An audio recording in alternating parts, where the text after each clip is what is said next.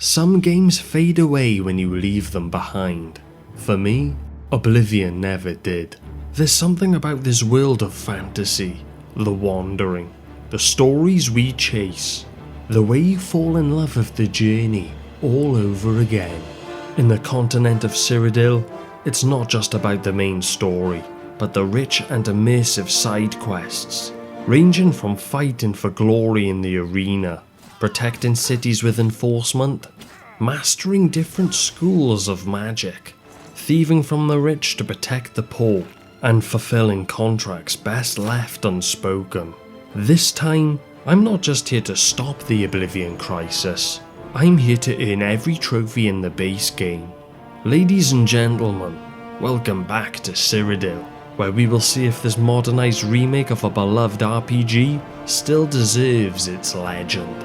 But of course, this isn't a review, this is me being eager to platinum The Elder Scrolls 4 Oblivion.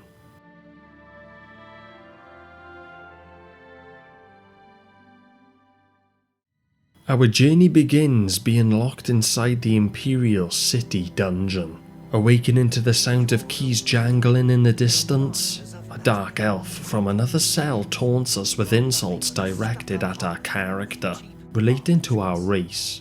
We are a Breton, a human with a touch of elven ancestry, who are particularly skilled in certain schools of magicka, and have a strong resistance to magic. The sound of the keys grows louder, and the guards stop before our cell, exchanging glances that speak of unease. The cell we occupy is meant to be off limits. A figure steps into the dim torchlight, the Emperor himself, Uriel Septim. His gaze falls upon us. The way he talks sounds like a prophecy come true, as he accepts his fate that we are yet to know.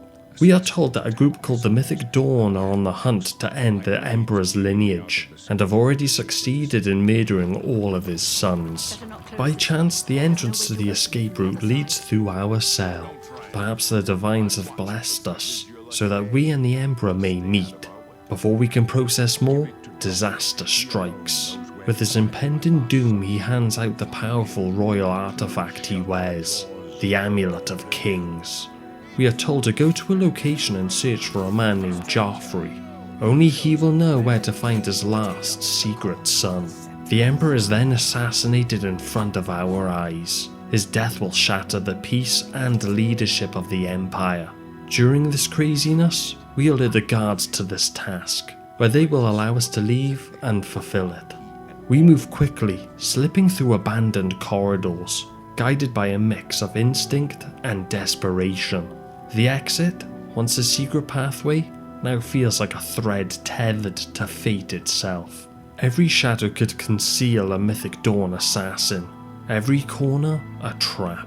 For now, we'll focus on tackling the side quests and leveling up. That way, when we return to the main story, we will be stronger and better prepared for the toughest enemies and greater dangers.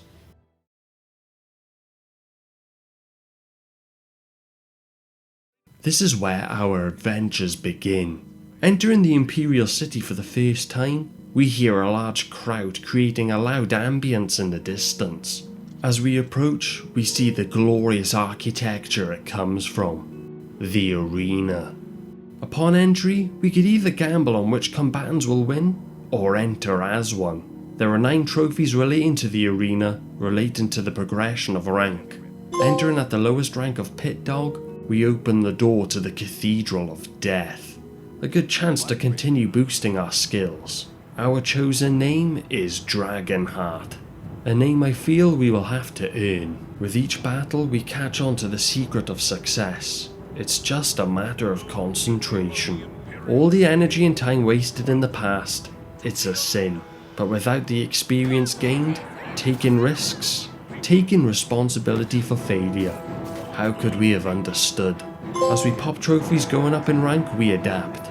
Everything we do is just a little bit easier, more instinctive, more satisfying, developing our senses and instincts, seeing ourselves more aware, open to new ideas. We have learned a lot during our time in the arena. but still much more to learn. Our rivals act all high and mighty until we leave them in the pool of their own blood. Something we think about as we return to receive our gold after each fight to the death. The spectators, they know me now. We aren't a joke anymore. They come to the arena to see me. It's time to give the people what they want again. No matter what race or fighting style they use against us, the enemy gets taught the meaning of humility.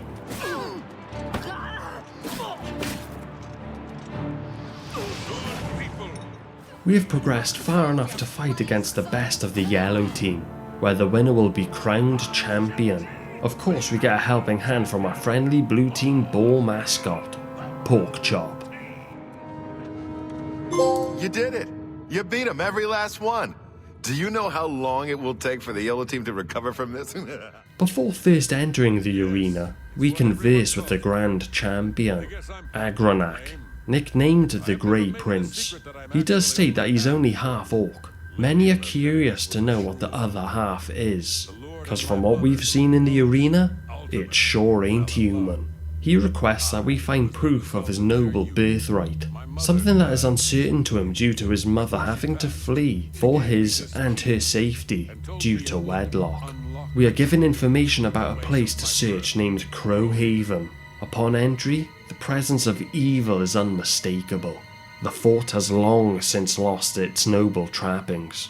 Inside, we unlock the truth that the Grey Prince was looking for. After killing the Lord who attacks on sight, we discover his journal, containing information about Agnorak's birth, proving that he is a spawn of a vampire. Returning the evidence to him, he is distraught and wishes us to end his life in the arena. As he lets us kill him, we earn the rank of Grand Champion, unlocking the trophy and completing the arena questline.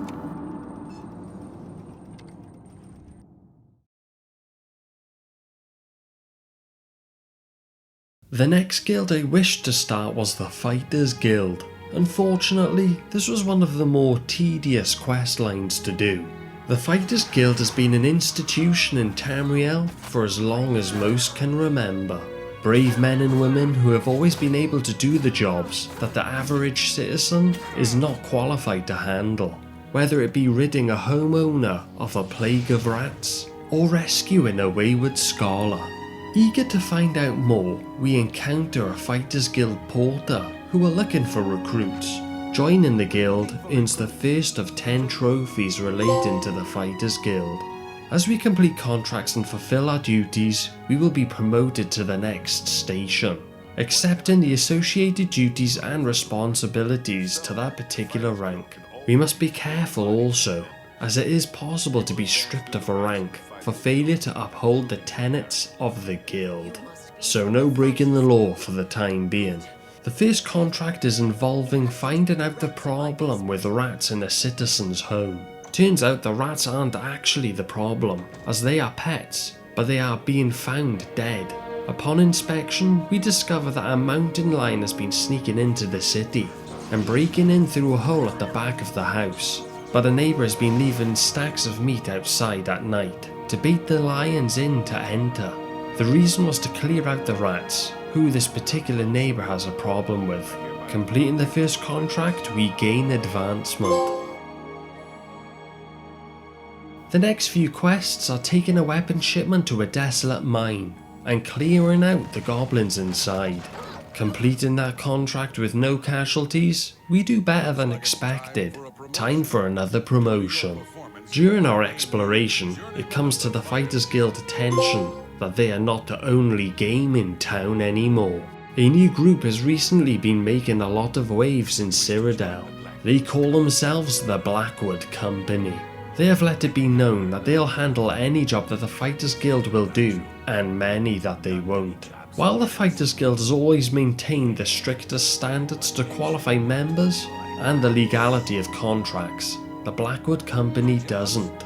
Some have even questioned their methods, as they are rumoured to be reckless and indiscriminate. But no one is willing to go out on record. Very shady, and something for the Fighters Guild to be cautious about, as they are beginning to be a bigger problem. taking nearly all of the civilian contracts and Fighters Guild recruits. Doing more tedious work, such as clearing out tombs, we gain advancement in rank. Through continuing to pick up contracts, we gain more experience through this line of work. Gaining rank, doing fetch quests in a cave where dangers lurk inside, killing phantoms, dealing with drunks causing trouble in a tavern, then ranking up once more, saving an unsuspecting lord's daughter who was out rock picking. We then reach champion status in the Fighters Guild. This is when things get more serious during the quest line. A member of the guild named Modron has been looking into the Blackwood Company and has heard some disturbing things, but nothing he can prove is true. Modron, disillusioned with the guild's inaction, begins giving you secret, off-the-books missions to investigate the Blackwood Company more deeply. The Guildmaster Valina won't stand for rules being broken, so we must be discreet. We uncover that the Blackwood Company is using a mysterious and highly addictive substance, hist sap, extracted from a magical tree native to Black Marsh, another provenance of Tamriel. The sap makes its users stronger and more aggressive, but also irrational and dangerous. In a pivotal moment when going undercover and joining the Blackwood Company to find out about their operations, we are drugged with hist sap and are sent on a mission while under its influence, slaying goblins that are raiding a small village, only to later return and discover that you slaughtered innocents during a frenzy. This moment highlights the true threat the Blackwood Company poses, not just to the Fighters Guild, but to the people of Cyrodiil. Eventually, with Guildmaster Valina Daunton stepping down due to the tragedy of her two sons dying due to the Blackwood Company's actions, we lead a final assault on the Blackwood Company's headquarters, destroying their hist tree, crippling their operations, and killing the remaining leadership. We effectively end the terrorizing organization for good and restore the honor of the Fighters Guild. With the Blackwood Company dismantled and the guild's honor restored, we are named the new Guildmaster of the Fighters Guild.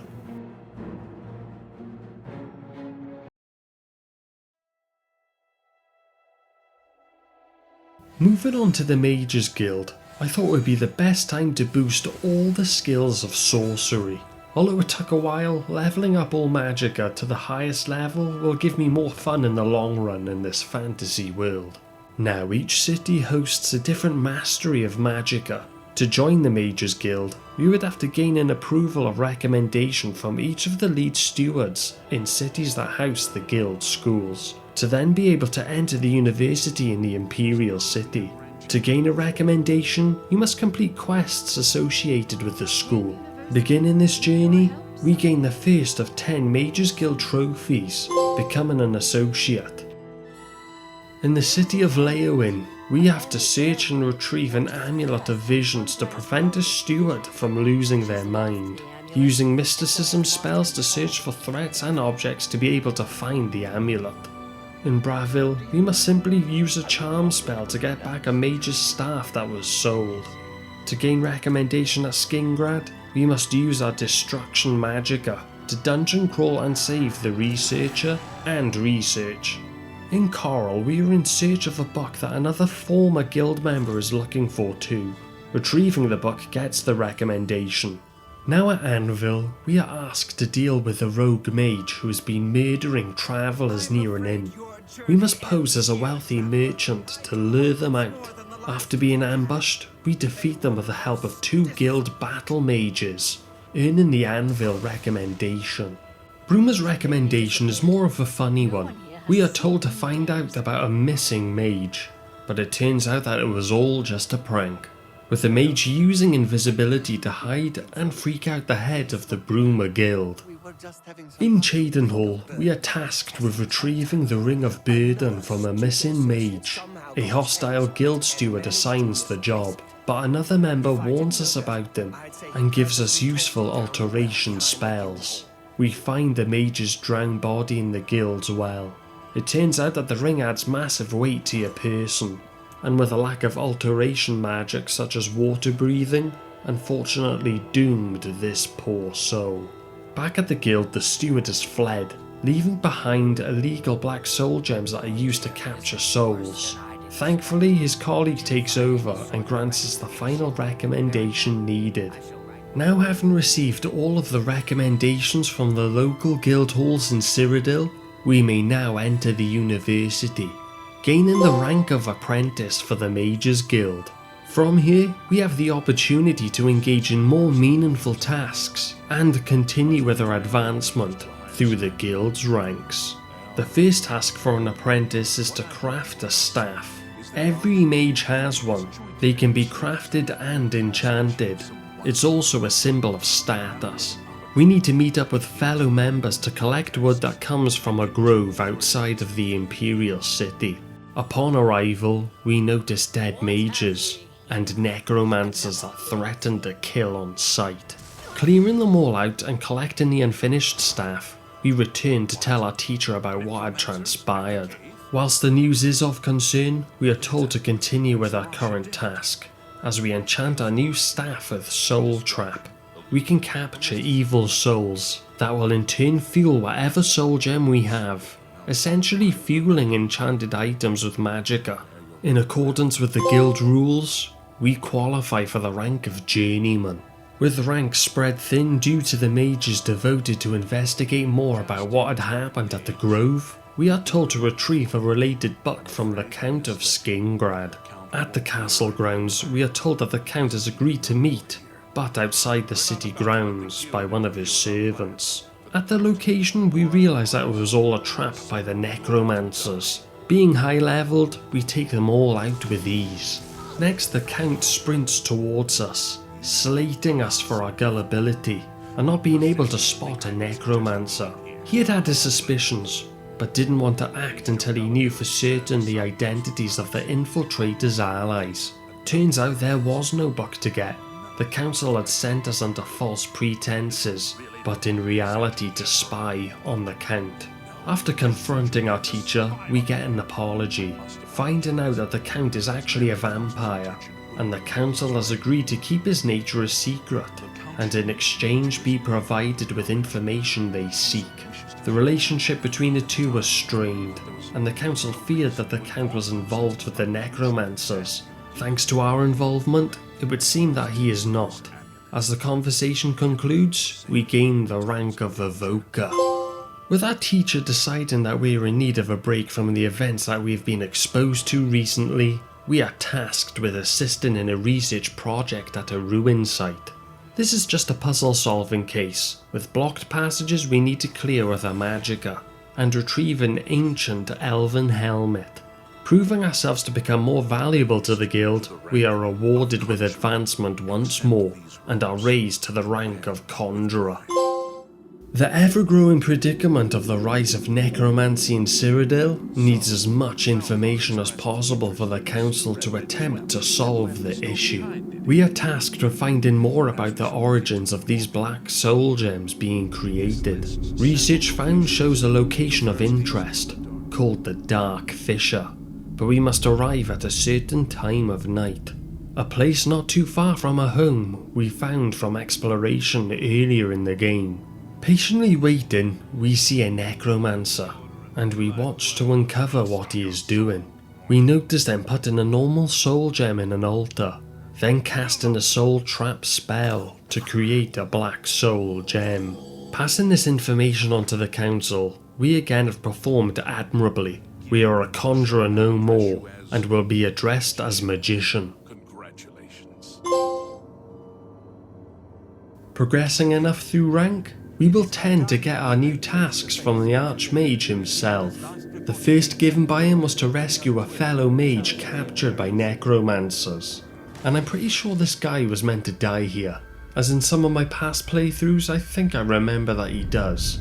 But this time he is blessed by Talos, and lives to tell the tale. Investigating the ruins more, we unlock a hidden room, where the person we were looking for has been transformed into some kind of walking dead. There is nothing I can do for him now, so we must put him out of his misery. Gaining the rank of Warlock, there is an urgent matter that requires our personal attention. The Count of Skingrad claims to have information vital to us. An old acquaintance of the guild has come to Cyrodiil, and the necromancers are answering his call. The Mages Guild are in great danger, as Mana Marco, the King of Worms, has returned. An old, near invincible and powerful necromancer is a name the Archmage will recognise. With the guild in disarray, we have yet to hear from the leader of Bruma's class.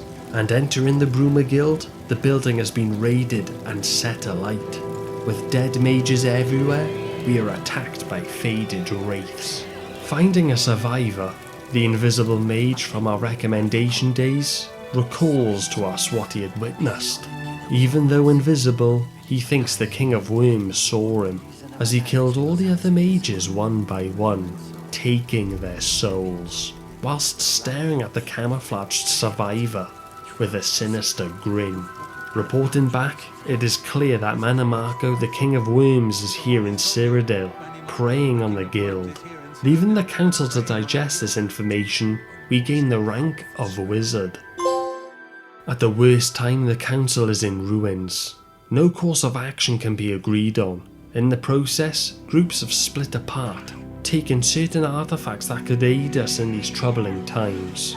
Beasts and demons cause havoc on the retrieval of the first item we are in search for, the Bloodworm Helm.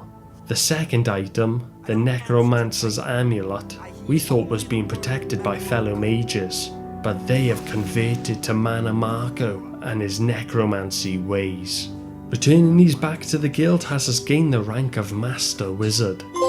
There is no higher rank in which our teacher can bestow upon us, but time is now against us, and our enemies grow stronger. There is much to do and little time in which to do it. Our next task is essential. We must gain a unique colossal black soul gem that has been created.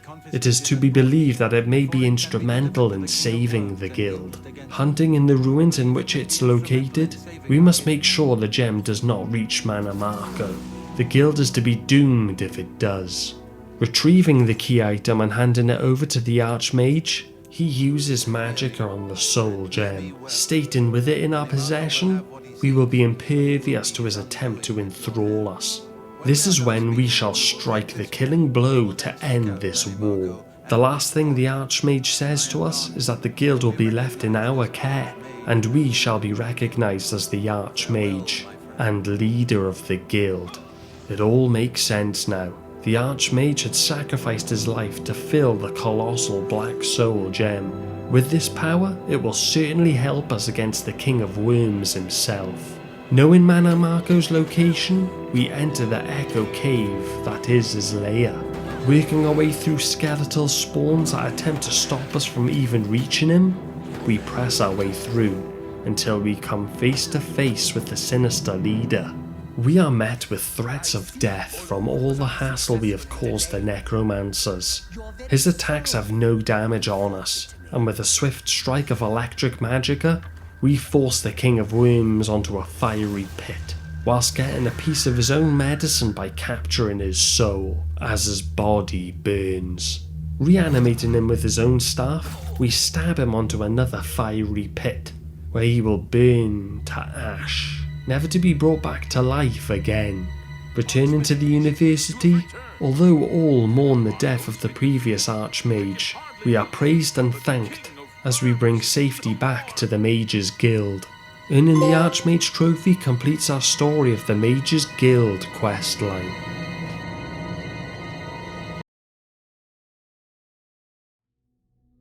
Throughout our time in the Imperial City, from word of mouth, seeing wanted posters, or reading the local newspaper, we hear about a legendary thief called the Grey Fox.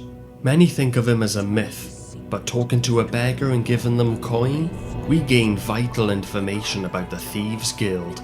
For newcomers that wish to enter the guild, they will have to approach a man named Armand Christophe at midnight in the waterfront district of the Imperial City.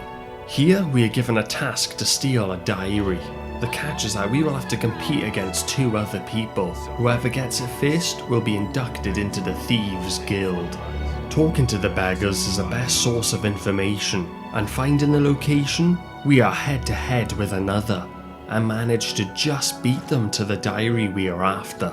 We are now granted membership into the guild. For the introduction, we are given the rules to the guild. You cannot kill anyone, never steal from another member of the guild, and never steal from beggars and peasants. They are our eyes and ears. To earn a chance to get other jobs, we will have to do some independent thievery and sell stolen items to a fence, gaining respect and of course more trust. Reaching a goal, we are handed our next job. It's to recover tax records and taxes collected, which are being held by an overzealous captain named Hieronymus Lex. Going into the guard's watchtower undetected won't be easy, but with our experience, doable. Returning with the tax records, we clear all the poor from being taxed. Normally, the Imperial Guard don't go to the waterfront to tax the poor, but ever since Hieronymus Lex has taken charge, he does. Perhaps to annoy and bait out the Grey Fox who protects the beggars. Next up, we must steal a bust. Upon stealing, however, we accidentally summon the spirit. Managing to escape and return to the waterfront, we notice it crawling with Imperial Watch. They are looking for Armand Christophe. Turns out stealing the bust was just to flush out an informant that infiltrated the guild. We use the stolen bust to put it in the informant's house and frame it for the theft, clearing out Captain Lex and the Imperial Watch out of the Thieves Guild's meeting spot. Later at night, Armand Christophe comes out of hiding and thanks us. Upon gaining the bandit rank, we are trusted to do more experience work and report to someone new in Braville.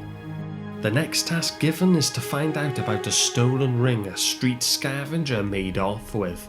Travelling from Braville to Leowin, we track down the scavenger who was locked up in jail. We come to find out that he tried to sell the ring back to the original owner, who just so happens to be the Countess of Leowin, hence why he's now in prison. This ring is used to collect and sell information, as it's able to read private messages that the Count writes. So sneaking into the royal quarters, stealing the ring, and also pickpocketing the rich, we return it back to the Thieves Guild affiliate. Finishing this task leads us to be promoted to the Prowler rank. We are then told that Hieronymus Lex is back at the waterfront, with even more guards from all over the city, causing the Thieves Guild to halt business. Finding Methrodol, the person who we were head to head with in the initiation, has set out a plan. There are 4 other operations in place to stage high-profile thefts that will force Captain Lex to reassign guards. The 5th operation would require me stealing a special staff from the Archmage of the Mages Guild. Now what the Thieves Guild don't know is that I am the Archmage, so I can walk into my own quarters, leave a note from the Grey Fox and report this issue. Now we wait and spy on Captain Lex to see what happens next. A Daedra is summoned by the Mages Guild to hand over a note to Lex, which he bemoans at. The note states that he must order the guards back to their posts due to the amount of thefts that have taken place during their absence. As a sign of good faith, we return the special staff to an affiliate of the Mages Guild, as returning it straight to the Arcane University would be way too dangerous. At the end of this task, our rank is now raised to the label of Cat Burglar. Our next mission begins with a hunt for a rare book. The trail leads us to the streets of Skingrad, and to the name of a fellow cat burglar, Thranis. Searching the city, we end up sneaking into the jail. A prisoner we speak to saw Thranis being taken by what he labels the Pale Lady. Not so long ago, she also took his cellmate. Apparently he put up quite a fight, and was bleeding everywhere. We follow the Crimson Trail that activates a secret passage. It winds down to a secret tunnel, into a wine cellar beneath the Skingrad castle. One strange candle later, and a hidden passage cracks open inside a wine barrel. There she is. The pale lady has her eyes locked on us, cold and merciless. Before we can act, she lunges at a prisoner. Striking her down, she was no ordinary killer. She was a vampire. Her victim's blood mixed into the very wine she hoarded. In the corner, Theranos lays lifeless. But the prisoner knows what we need, the book's location. He'll only talk once we're free, and escaping the torture chamber we earn his trust. Finally, under a bush near a well, we recover the Grey Fox's prize. After years of searching, the book is his. But there's no time to rest. Our next mission is to remove Captain Hieronymus Lex from the Imperial City once and for all. The plan is cunning. Forge a letter recommending Lex for the new post in Anvil. To do that, we must steal an official letter from Countess Umbernax of Anvil's steward. For reasons unknown, the Grey Fox has extended his protection of the Umbernax family, and the Countess in particular. Through infiltration accessing hidden passages inside Anvil Castle, we slip into the steward's chambers and secure the letter. Now we seek out the Master Forger, hidden in what seems to be an abandoned home, right next to the Anvil Fighters and Mages Guild bases. Talking to the stranger, he comes across as rather mysterious and prefers to keep to himself. We won't be getting any information out of him, other than him forging our letter for us. With this forged letter in hand, we need to go to the Imperial City, sneak into the Legion Commander's office, and seal it with his stamp. With everything complete, we hand over the letter personally to the Countess herself. After viewing the recommendation, she is set on having Captain Lex as her new guard, in which we must deliver the news of his new role to him in person. Fuming over being reassigned, Lex blasts the Grey Fox, knowing he had a hand in this, but holds the honour to obey this order, as he heads home to prepare and travel for his new role. After all those years, being so close to capturing the Grey Fox, Hieronymus Lex accepts the fact that the Grey Fox has finally won. Celebrating the news that Captain Lex is no longer a thorn in the paw of the Thieves Guild, with such a hard task being completed, we are promoted to Shadowfoot. We've been told to keep an eye out for messengers of the Grey Fox. He could call for me at any time. The Imperial City, we are told, is the easiest place to be contacted by a fellow member of the Thieves Guild. Metherdol approaches to tell us to meet the Grey Fox in Bruma. Upon arrival, we finally come face to face with the mythical Grey Fox himself. In his own words, he has needs of our special gifts. We are sent to a monastery where retired blind monks reside. Entering the catacombs, we are in search for Sevilla's stone. Although blind, the monks can still hear, so we better be careful and watch our steps to not get in their way. With katanas attached to their hip, they are clearly not to be messed with. Delving deep enough, we have the object we are seeking for in sight. Slow and steady, we take what we came for. We have Sevilla's stone. Now this stone can be used to foretell questions asked. But at this time, the reason to retrieve this is unknown. A few days later, the Grey Fox is in need of our services once more, and are told to meet him in Coral. His work with the stone has revealed that he needs another object for his plans. In possession of a powerful court wizard, we must steal the Arrow of Extrication. Intel leads us inside the Bravil Castle. Searching the wizard's room, we have no luck. But last looks have us finding a movable pillar. Opening a hidden passage, we travel through a cave system, where we avoid contact with the evil spirits and conjurers. One thing catching us off guard is a giant slaughterfish in the depths of the cave.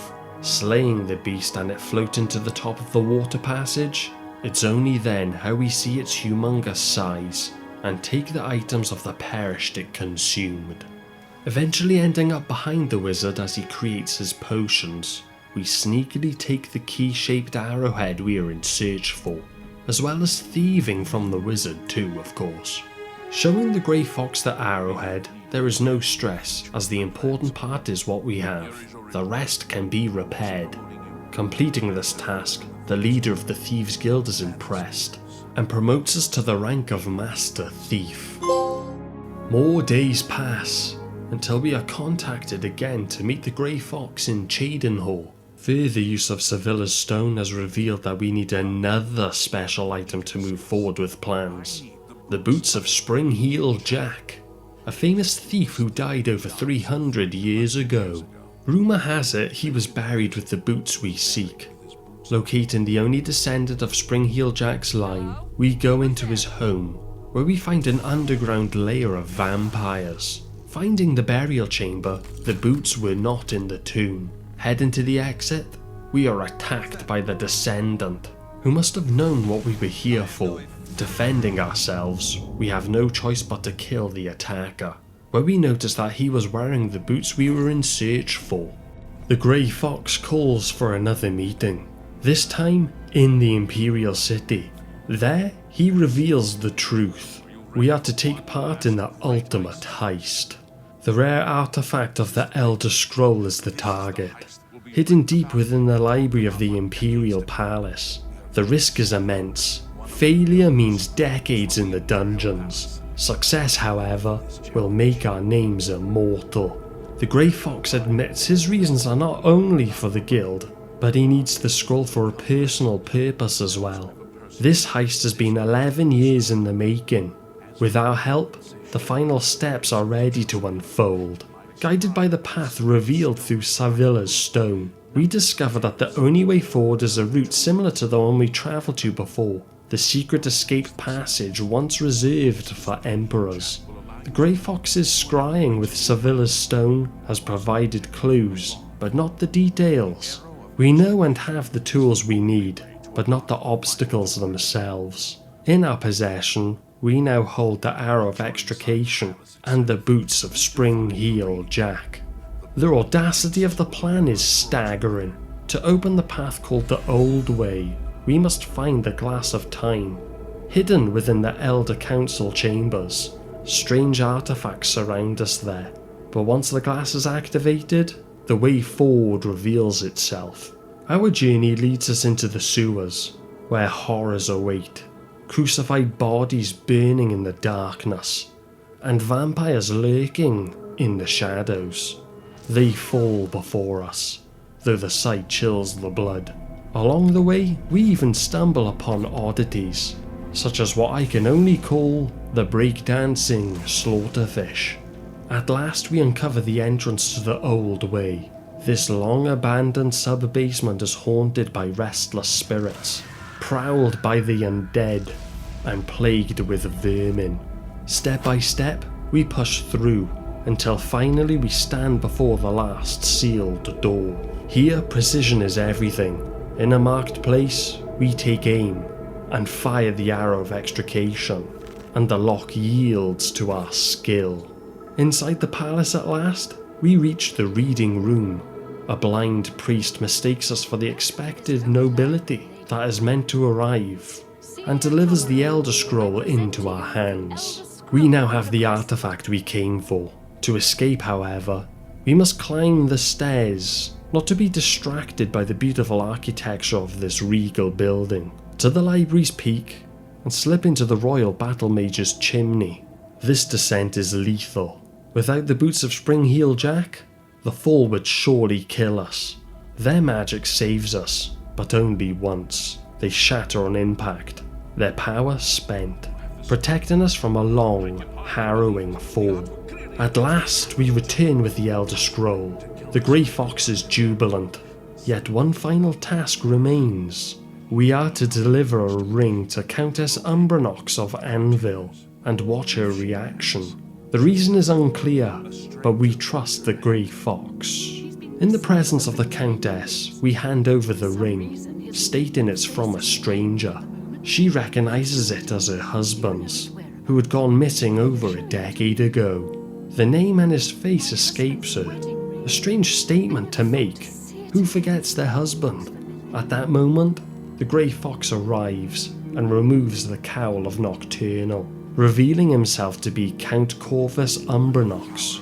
So his need for the Elder Scroll was to break the curse of the cowl, restoring his true identity, a curse that was cast by Nocturnal herself, the Daedric Princess of Night, after having that very cowl stolen from her by the first Grey Fox 300 odd years ago. With his life and title restored, Corvus Umbranox retires from his role as the Guild Master. He passes the cowl of Nocturnal to us, making us the new Grey Fox and leader of the Thieves Guild. From then on, the Guild recognises you as its master thief, and the organisation continues under your command.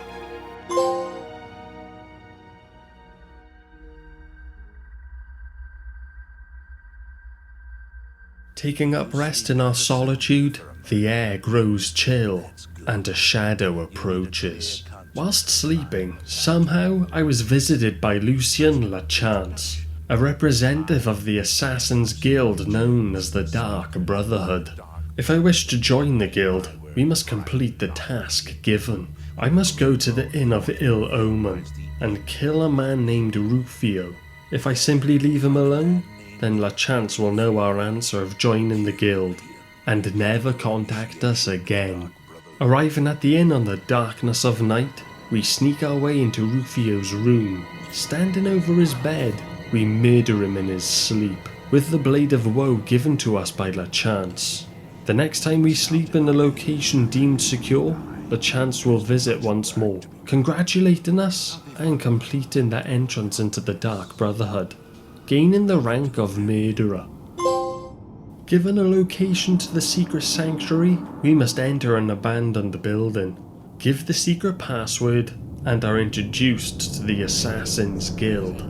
Our first official task is to kill a captain of a ship.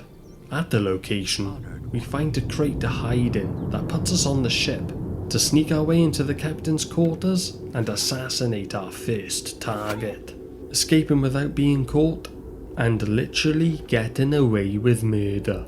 The next few assassinations are creative, in which we must stage a tragic accident, dropping an ornament on an unsuspecting target's head at a certain time of night without killing his bodyguard for a bonus, earning the rank of Slayer in the process. After that, we have to break back into the Imperial prison where we were first held. Through the way we were given freedom with the king and his escorts before his own assassination. At the location, we had to kill a dark elf that couldn't stop heckling us when we first arrived, giving us immense satisfaction by capturing his soul and slitting his throat. Next up, we must stage a death, with a specially poisoned blade that gives the effect of death in front of an enforcer who is owed money. Then revive the contractor with an antidote in the Coral Chapel Undercroft. Through such success, we level to the rank of Eliminator with the Dark Brotherhood. On the hunt for another assassination, we are in search for a skooma-addicted elf, hiding away from the Brotherhood. Seeking his location to a hotel, we are stopped by the sight of a sheep inside the metropolis of the Imperial City, which distracts us momentarily. The next task is nestled in the mountains to the west, home of a warlord named Roderick and his mercenaries. Recently, Roderick has taken ill. He now lies in eternal slumber, kept alive only by a daily administration of a powerful medicine. The guild's plan is to replace this medicine with a poisoned bottle and remain undetected. Sneaking through this fort, we use our magicka to remain invisible. Upon changing the medicine to the poison, curiosity gets the better of us, and we approach the dying man. Roderick's skin is pale and covered in a sheen of sweat. It's obvious he's struggling for his life against whatever illness has claimed him. Leaving without getting caught gains a bonus, as we now know the next time Roderick is given treatment, he will die. This next contract is one of my favourite missions of the entire game. I even have a save dedicated to this, so I can always go back and play it.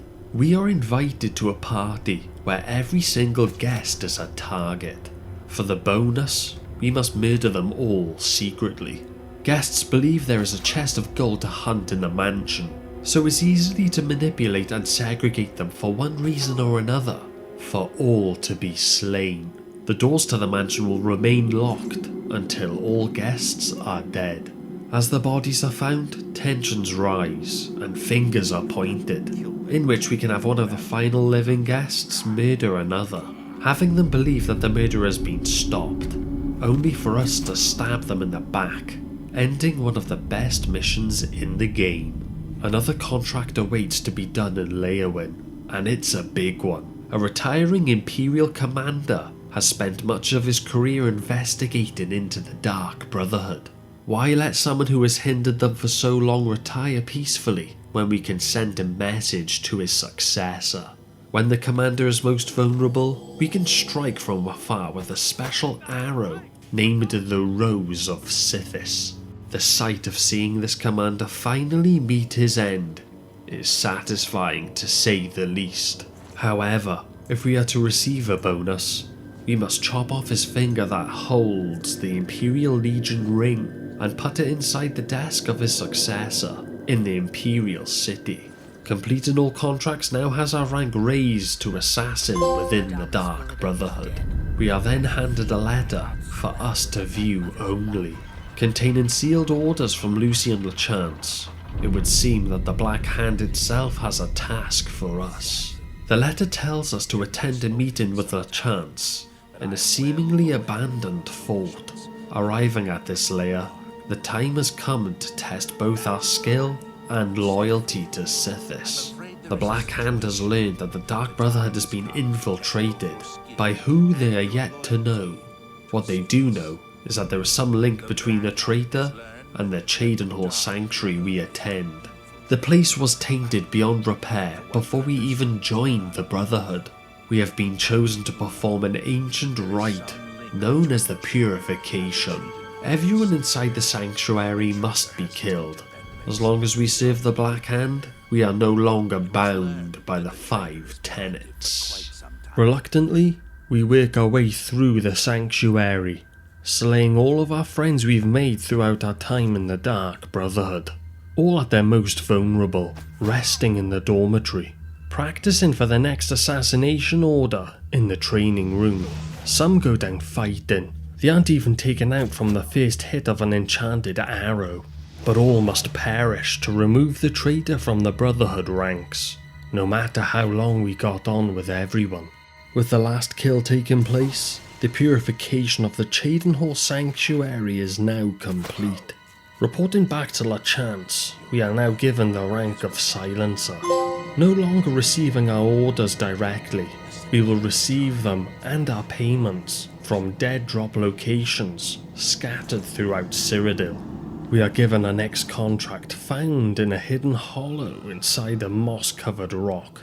First up, murdering a necromancer whose source of power comes from an item on his person. With more dead drops to pick up our orders, we slay all on the lists we collect, no matter where they roam. In front of Imperial officials resting inside an inn, or even victims that remain in their own homes with their spouses sleeping in the room. Others are guarding their posts where they least expect to be attacked. All are taken care of until we get to our last kill, murdering a man who approaches the Night Mother's statue from range. A familiar chill reaches our skin, but still has us feeling uneasy as a shadow draws near. Lucien Lachance appears in desperate panic. He reveals the dead drops have been tampered with. A traitor within the Black Hand has been using us. With the tampered orders, we have been unknowingly murdering members of the Black Hand itself. The plan now is to go and wait at the next dead drop in Anvil, to see who is tampering with the lists and leaving false contracts. Then return to Lachance in a location deemed secure. Awaiting at the latest dead drop, we witness someone discreetly approach. Could this be the betrayer in the Brotherhood's ranks? Catching him in the act, he whinefully apologizes, instantly giving information about a robed man who paid him to do so. Before we spare him, the Tamriel lets us know that he had first met this robed man outside of the Anvil lighthouse. Gaining access to the lighthouse cellar, we search for any clues to the Dark Brotherhood traitor's identity or their motives. Upon exploring, we see dead animals and humans, rotting flesh, bones and carcasses. Quietly opening a locked door, we see a crazed dog who is yet to notice us.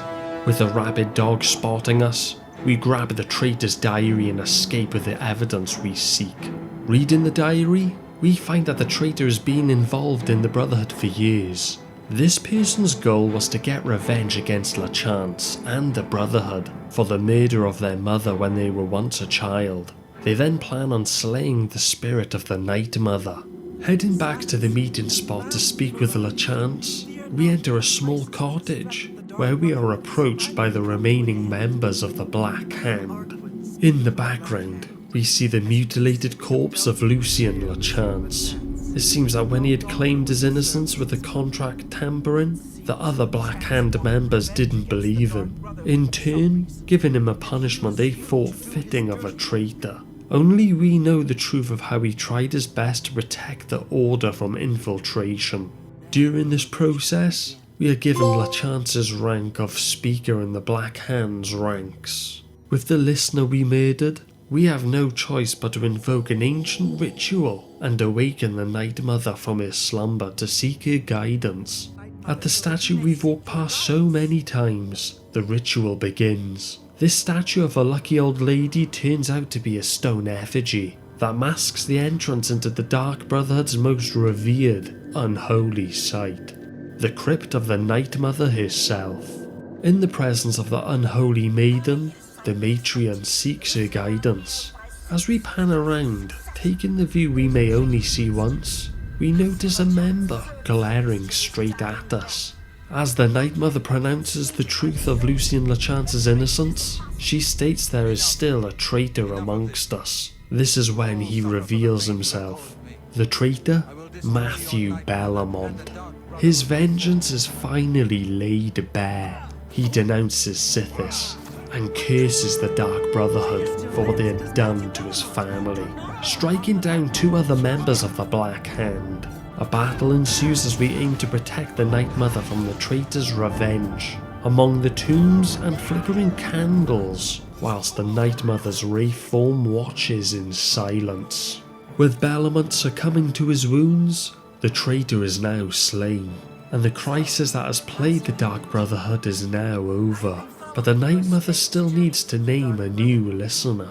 Although we have been tricked into killing a high percentage of the Brotherhood, we are commended with our silent obedience to do what we are ordered. What we were told to do wasn't an easy task, yet we still managed to complete them all. This is when the listener trophy pops up, as we are granted this high status by the unholy maiden. We are then told to leave the crypt and serve the Dreadfather Sithis until our dying breath. With this new rank, we can visit the statue of the Night Mother. We hear the names in which Sithis whispers to be murdered. Delivering the list to the sanctuary, we can continue on doing this weekly task and be praised by the new associates with our new legendary status, building up the Cheydinhall Sanctuary from scratch, ending with us completing the Dark Brotherhood's questline.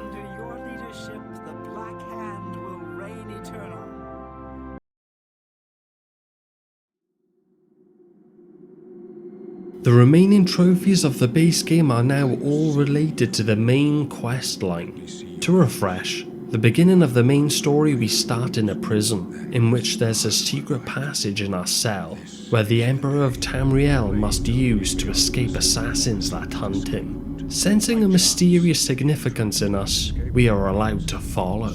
During the escape, we witness him being murdered by mythical Dawn assassins. Emperor Uriel Septim sees this coming, and beforehand gives us the Amulet of Kings.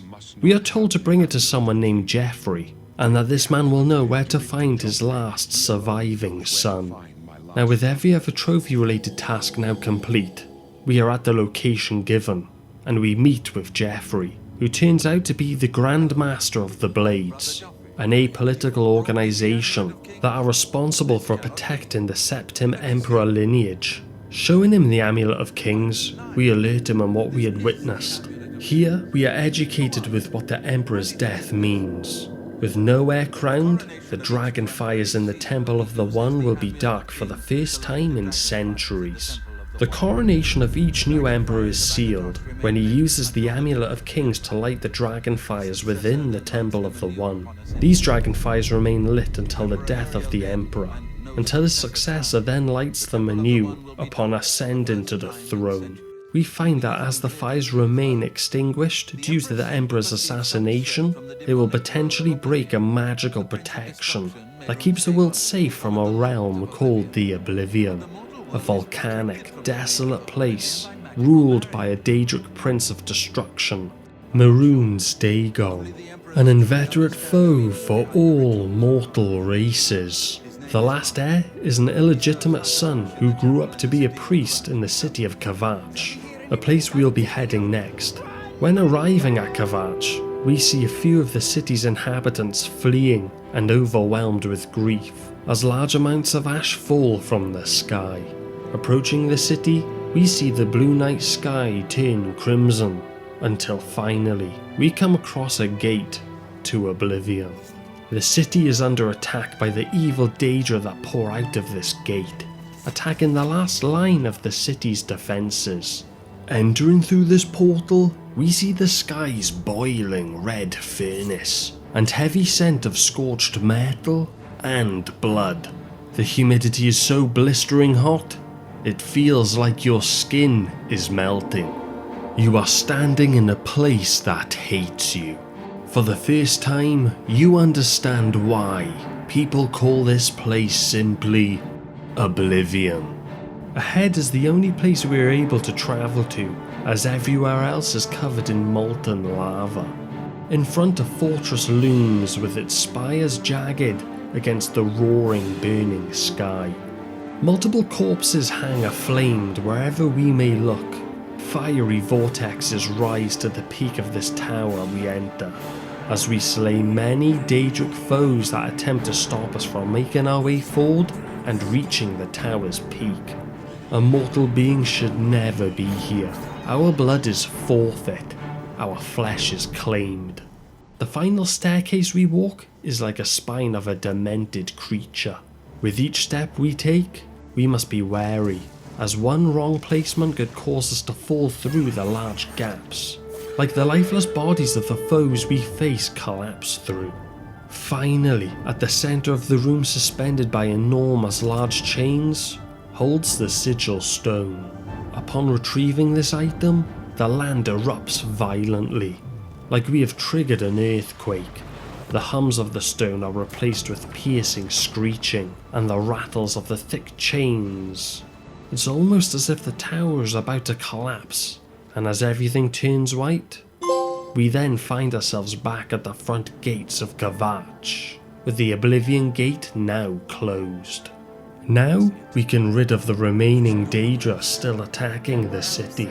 Helping the remaining civilians trapped inside a chapel, we encounter Martin Septim, the last survivor of the Septim lineage. After talking for a bit, we eventually tell him this fact, and manage to convince him to return to meet with Joffrey. But first we must still help Kvatch, where we are now in search of the Count, as we make our way through the city, striking down even more demons that attack us on sight. Finally at the castle, we are in the royal quarters where we see the Count's lifeless body. We collect his signet ring and hand it over to a Kvatch guard captain. We have now saved Kvatch, and with Martin Septim, we return to the Waynon Priory. However, the Priory is being attacked by the Mythic Dawn. Only after making our way through the attackers, we discover that the Amulet of Kings has been stolen. As the Mythic Dawn knows of this location, it's not safe for Martin to be here anymore. Nowhere is truly safe, but we can play for time, and the most secure location for the heir to stay is at Cloud Ruler Temple, the hidden fortress of the Blades, in the mountains north of Bruma, where Martin is welcomed as the Emperor, though after his grateful speech of appreciation, he insists he's not ready to rule. The next job is to track down this mysterious cult, where we are sent to the Imperial City to meet with a loyal blade named Barris, who has been investigating the cult. Sitting down at the bar, we are told to discreetly keep track of a figure in the corner of the room who has been watching from afar. As he leaves, the figure follows, and turns out to be a Mythic Dawn agent. This is where we ambush the figure and find a secret book. Upon inspection with the local bookstore owner, the scholar believes that there are others, and collecting all 4 volumes will reveal how to find the cult. In search of all the other very rare commentaries, the only choice left we can think of is to go undercover and meet with Mythic Dawn agents. However, during the initiation, they recognize us, and after a battle, we are able to obtain all the books needed. After a while, we manage to decipher the riddles hidden in the commentaries. The first letter of each paragraph spells out a message, leading us to the gardens around the Imperial Palace at noon. At this location, with the details told, we see a map of Cyrodiil appearing on a gravestone, with the location of the Mythic Dawn shrine marked on it. Deep out in the wilderness, we must infiltrate the group once more and pretend to join them. Giving away all our possessions at the secret entrance, we must rely on a magic of a protection if something goes wrong. During a ceremony, we witness Mankar Cameron, the cult's leader. In his possession is the Amulet of Kings, but before we can do anything, he disappears into another realm, using Maroon Dagon's powerful artifact, a book called the Mysterium Xerxes. With us being asked to murder a sacrifice, we refuse, and kill all the cult members that attack us, whilst taking the book and saving the sacrifice. Returning once more to Cloud Ruler Temple, we place the artifact of the Mysterium Xerxes into Martin's hands. The moment he touches it, the room falls silent. Shock washes over him. He knows exactly what this tome is. Maroon Dagon's Forbidden Scripture, subtitled, A Book Never Meant for Mortal Eyes. Despite the danger, Martin insists he must study it. Only through this artifact can he hope to discover where Mankar Cameron has fled with the Amulet of Kings. But to find its secret, Martin explains he will need something powerful to sacrifice. We will need a true Daedric artifact for the ritual that will open a gateway to the Amulet of Kings location. We will part with one of the artifacts earned from the Daedric shrines. A powerful sacrifice, but a necessary one. While Martin retreats to his study to unravel the tome's cryptic passages, Cyrodiil's landscape begins to change. The Oblivion gates multiply. Their firelit mouths tear open across the provinces, especially outside the walls of all the major cities, and none suffer terribly as Bruma, the frost-bitten fortification in the snowy mountains south of Skyrim. Its isolation makes it vulnerable, and with Mythic Dawn spies creeping ever closer to Cloud Ruler Temple, the city becomes a natural target for Maroon Dagon's forces. The Bruma Guard await to be shown the way across the hellish, intimidating sight and taught how to shut these Oblivion gates for good. You lead them into the first Oblivion gate outside of the city walls, a burning scar in the silent snow, its heat turning the winter air into a wavering haze. Together you pass through the Daedra, guiding them through the twisted towers and endless molten sea, until you reach the Sigil Stone. When it's torn free, the gate collapses, leaving only a charted crater where hell once stood. For now, Bruma can breathe, recognizing the threat Bruma faces, and understanding that it cannot stand alone. You set out across Cyrodiil to seek aid. Each city's ruler listens, but faces their own crisis. Every city has its own Oblivion gate, its own siege, and its own fears. Before they can even spare any soldiers for Bruma, they'll need you to save their people first. The litany of the life-threatening tasks would be enough to drive a mortal insane. Through the toxic process we continue. Our mind hasn't given up on us yet. Not without knowing that if we fail, the whole world will be taken over and ruled by the sinister Daedra. Every city's Oblivion Gate we see will be entered, until we reach the end goal of the sigil stone, leaving only a rubble of the remains that we can only hope our ancestors will tell the story of one day, after all the portals are closed. Through more research, we are required to collect more artifacts for Martin Septon, prepping for the impending Oblivion invasion, and hunt for the Amulet of Kings to crown him officially as Emperor. In a once holy place now haunted with corruption, we must explore abandoned catacombs and free cursed ghosts for them to dispel altogether an evil enchantment to claim the armour of Tiber Septim, an armour fit for an emperor. Soon after, we search another tomb to retrieve the Great Welkin Stone, then return to Martin. Only one more artifact is needed, a Great Sigil Stone. The catch is that these are only found in Great Oblivion Gates, the kind the Mythic Dawn used to attack Kavach. The risk is great, but the only way to recover the Amulet of Kings is to allow the Mythic Dawn to proceed with their attack on Bruma. With cities now pledging their soldiers, and each swore to stand with Martin, who finds that if 3 Oblivion Gates form, soon after, a great portal to Oblivion will appear. Martin insists that he leads the battle, and with reluctant agreement from the Countess of Bruma, we go ahead with a plan. Applauded by the residents of Bruma, all soldiers make their way to the outskirts of the fortification.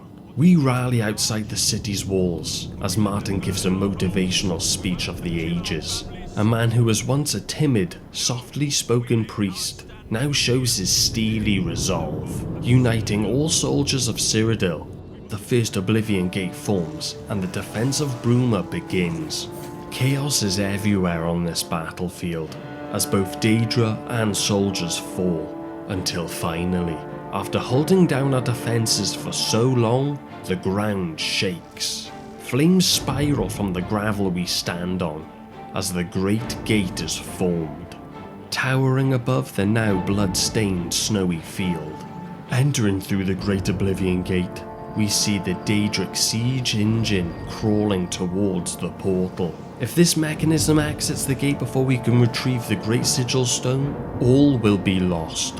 Across the unsettling landscape, we try our best to not become unsettled by the pressure of the situation. There is no time to hesitate. Although we have done this many times before, this time seems different. More fortifications around, more Daedra to cut through, very limited time, if any. We manage to rush to the large citadel's peak, reach out and claim the Great Sigil Stone as the floor shakes and the culmination of fires erupt into the white light that blinds us.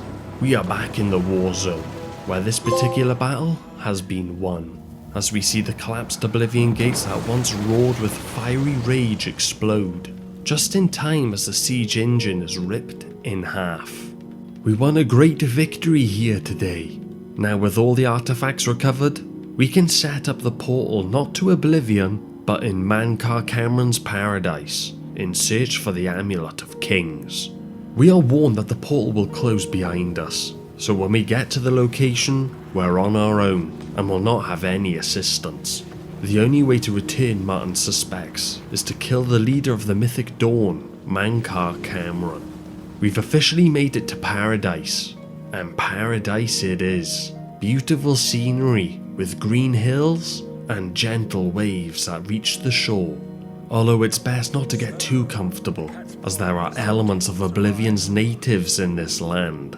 Cameron's voice greets you like a taunt in the wind, reminding you that this isn't a real place, but a person's imagination come to life. Slaying gatekeepers protecting a hidden grotto, the further we progress deeper into this world, the more we realise it's a torture chamber, where followers of Mankar are trapped in eternal punishment, dying and rising again in a sickening cycle. We can have our own laugh by pushing these creatures, throwing them into a fiery lava, as they try their best to do the same to us. Wary of the people that approach in Mythic Dawn robes, we draw our sword. They turn out to be Mankar's children, provoking us over the impending battle we are having with their father. and their quest to rule over all of Tamriel. Killing them, we take their rare wares. At the peak of paradise, we enter a grand hall where Mankar Cameron awaits, sitting on his throne. Hanging heavy on his chest, the Amulet of Kings. He goes on a tirade of how his master plan will fall into place after our death. During his speech, his children walk past and take place by his side. Even after we killed them, Mankar begins to order them to attack you and fights with the full power of paradise behind him. But even that is not enough to stop the hero of Kavaj. In the last moments of the fight, we will capture his soul and use it to enchant our weapons in future. Upon his death, the paradise he created dissolves around us as the hole we fought in crumbles. We then find ourselves back in Cloud Ruler Temple with the Amulet of Kings in hand. The true symbol of the Emperors, the final hope of Tamriel. We give Martin, the heir to the throne, what is rightfully his. Only those of the Septim blood are worthy to wear it. There is only one more thing to do, officially crown him Emperor and stop the Oblivion gates opening. Until he lights the dragon fires, the Daedric Lord, Maroon's Dagon's invasion will never stop. With the Amulet of Kings reclaimed, Martin with us head to the Imperial City, where the streets are tense, the sky heavy with smoke and ash from the Oblivion gates that burn on the horizon. The crisis has nearly reached its breaking point. Now escorting Martin to the Elder Council chambers in the Imperial Palace to formally present his claim to the Septim throne. He is recognised as the heir to the throne. All that remains is to light the dragon fires in the Temple of the One. But as the ceremony finishes, a guard sprints in to alert us that the Imperial City is under attack. Leaving the chambers, we witness the Oblivion gates opening all over the city, with Daedra pouring out. Us, with along of a core group of guards and blades, must escort Martin to the temple, whilst battling off swarms of the evil Daedric enemy. Just outside the temple, the barriers between Oblivion and Tamriel have been destroyed. Maroon's Dagon, the Daedric Lord we've been trying to prevent from entering our realm, is now here. Our only hope is to somehow defeat Maroon's Dagon and cast him back into Oblivion. Hopefully with all the studying Martin has done, he will know what to do. He states that while mortal weapons may hurt the Daedric Lord, they cannot destroy him. Reaching the Temple of the One, he will give a chance to turn an impending defeat into victory. This is where Martin says his farewells. Entering the centre of the Temple of the One, he raises the Amulet of Kings, and this is where actions speak louder than words. We can only try our best to describe the key moment in Elder Scrolls history. Maroon's Dagon breaks through the central structure of the Imperial City, leaving a rubble mess as he steps through to slay the last heir to the Septim line. Light erupts from the altar, the amulet shatters, and Martin is consumed by divine fire. Where he stood now rises Akatosh, the dragon god of time. God meets God. Then a battle ensues.